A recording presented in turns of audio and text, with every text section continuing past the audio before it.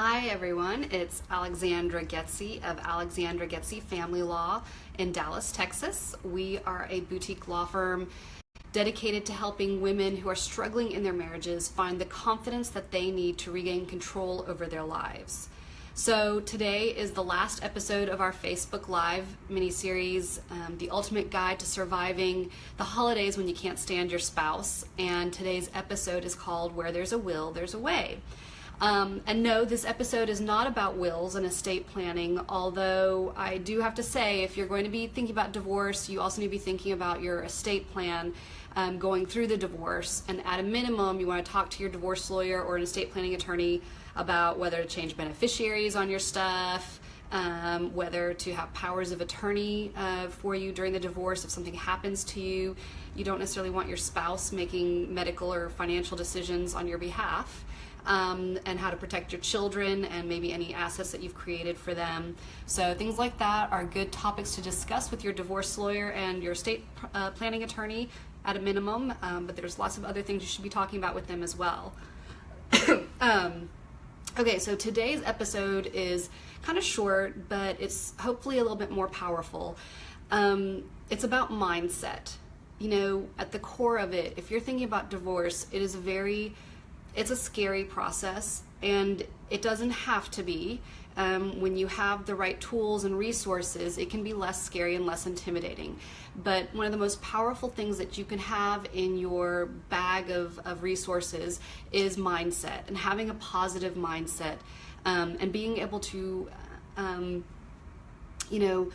turn to yourself and the positive energy and positive thinking when you are going to hit obstacles and roadblocks and challenges and stuff. Divorce is a major shift in your life, and it does take courage to take the path down this new life, and it's a different life. And so having this mindset can be invaluable. And I want you to know that you have more control over your life than you can possibly imagine. I know from personal experience, you make a choice and you take action on that choice, and things will happen. You have a positive mindset, positive outlook, and positive things will come from it. Negative mindset, negative things will come from it. So you really do have a lot more power and control over your life than you realize. Even if you're in a place right now where maybe you're struggling and you don't see that, I want you to know, I promise you that that's true. Now, just to kind of summarize everything, what sort of steps, we always want to give you some concrete things with each of these posts. So what steps can you take to gather the courage and maintain a positive mindset? So the things that we've been stressing all along, which I think it's 4 things that are really important. One is find support. It's really hard to change and to take drastic measures and to take courageous steps if you don't have support. I mean, you can do it alone, it's just more difficult.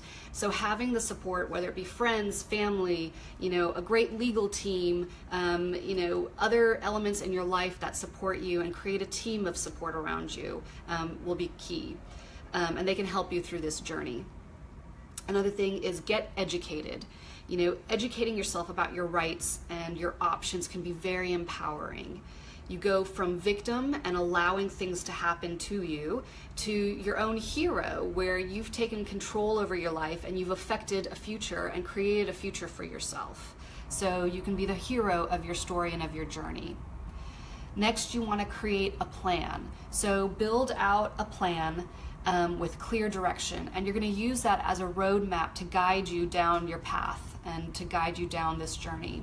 And then be flexible with this roadmap and open to change in case you encounter challenges or obstacles and things like that, or if you get lost, that you can kind of figure out a plan B. So always have a plan B and C in place as well.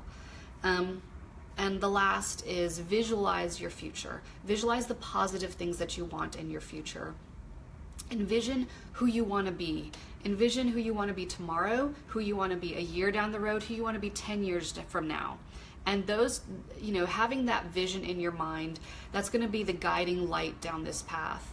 And having those positive images in your mind that you can reflect back to when things become dark.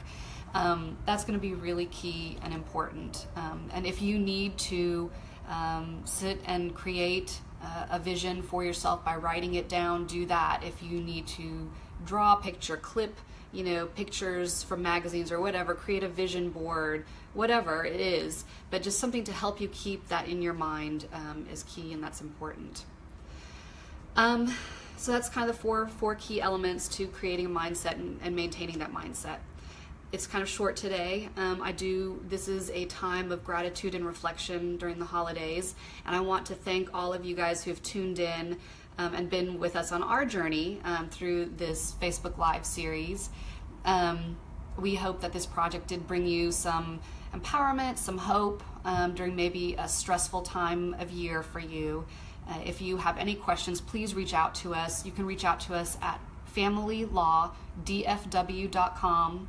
Our handles on social media are also familylawdfw.com. And if you want to call us, 214-269-4256 is our office number.